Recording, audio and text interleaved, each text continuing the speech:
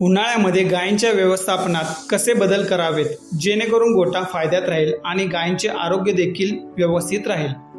हा लेख सकाळ ॲग्रोवनमधून घेण्यात आला असून डॉक्टर लिंबाजी चाळवे हे याचे लेखक आहेत. हे लेखक पशु आहार तज्ज्ञ आहेत. जास्त तापमान आणि आर्द्रता यामुळे जनावरांची खाद्याचे सेवन करण्याची क्षमता मोठ्या प्रमाणात खालावलेली असते. त्याचा परिणाम दूध उत्पादन आणि गुणवत्तेवर होतो. दुधातील प्रथिने हा महत्त्वपूर्ण घटक उन्हाळ्यातील तीव्र तापमानामुळे कमी होतो. हे लक्षात घेऊन व्यवस्थापनात बदल करावेत.